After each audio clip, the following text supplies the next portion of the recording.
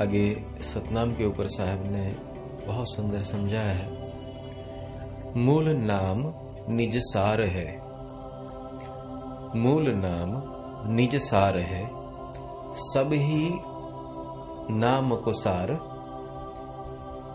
मूल नाम निज सार है, सब ही नाम को सार। इस बात को बहुत भली भांति समझाए। जब साहिब अपने शिष्य को समझाते हुए कहते हैं कि मूल नाम निज सार है। निस्सार की दो परिभाषाएं होती है। एक परिभाषा वो कि जो तुम मुझसे प्राप्त करते हो, जो तुम मुझसे प्राप्त करते हो उसको पहले तुम तुम्हारे अंदर ग्रहण करो। जो तुम अपनी समझ से या तो बाहर से समझे हुए हो वो शायद सही हो न हो, इसीलिए जो तुम मुझसे प्राप्त करते हो वो सत्य है। कोटि नाम संसार में ताते मुक्ति न होए। साहब ने कहा है कि कोटिक नाम संसार में ताते मुक्ति न होए, गुप्त जाप सतपुरुष का जाने विरला कोई। कि अनंत शब्द से, जैसे कहा जितने ब्रह्मांड उतने शब्द,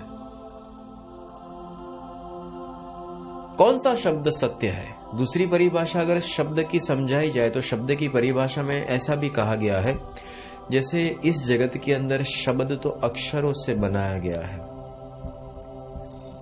कोई कोई कहता है कि भाई मंत्र को क्यों आप शब्द नहीं कह सकते, मंत्र को क्यों आप शब्द नहीं कह सकते? उसके पीछे का सिर्फ यही कारण है कि मंत्र जो है वो अक्षरों से बना हुआ है, और अक्षर,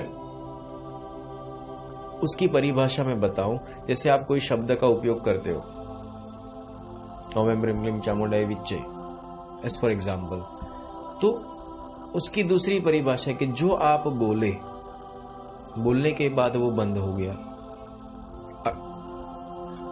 उसके बाद में अक्षर है, अगर आपने किसी कागज पे रख दिया उसको फाड़ दो, फट भी सकता है।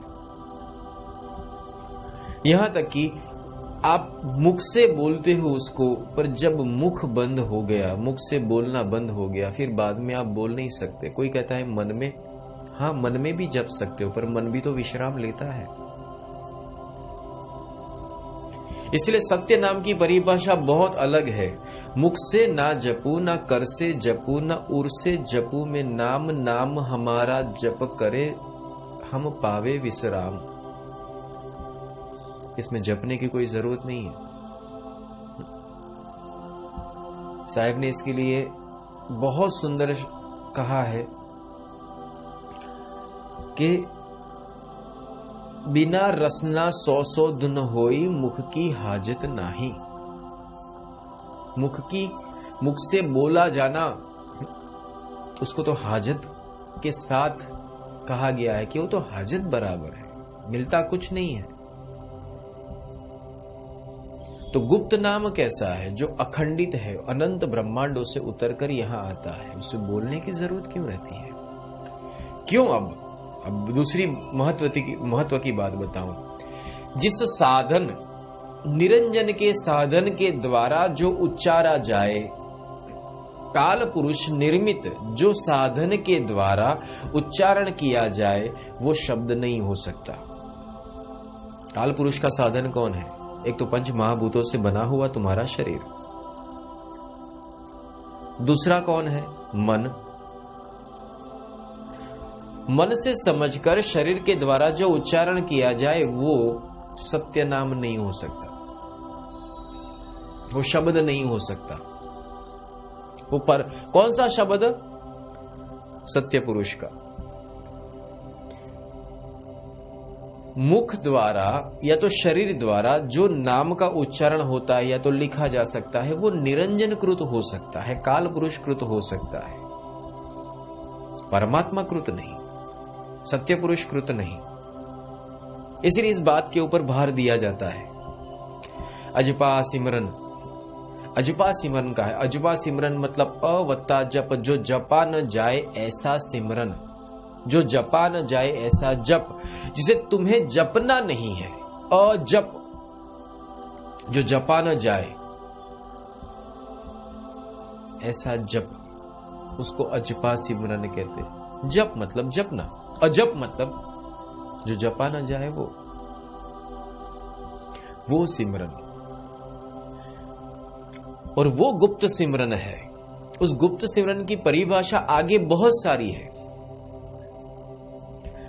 तो पहले इस बात को समझ ले कि कोटि नाम संसार में ना, हर एक धर्म ने एक नाम अपना प्रकट कर दिया, पर हुआ सत्य हकीकत क्या हुई? धर्म के द्वारा प्रकट किया गया जो शब्द है, धर्म के द्वारा जो प्रकट किया गया जो शब्द है, वो ब्रह्म की ओर नहीं ले जाता। अतः ब्रह्म के द्वारा जो प्रकट किया हुआ जो शब्द है, उसे अगर प्राप्त करना है, उसके लिए तुझे आत्मसार के द्वारा आत्मसात करना पड़ेगा। आत्मसात से आत्मसार मिलता है और आत्मा का अनुसंधान परमात्मा से होता है, तब जाकर मूल शब्द तुम्हें मिलता है। और ये सत्य है। और ताते मुक्ति होए,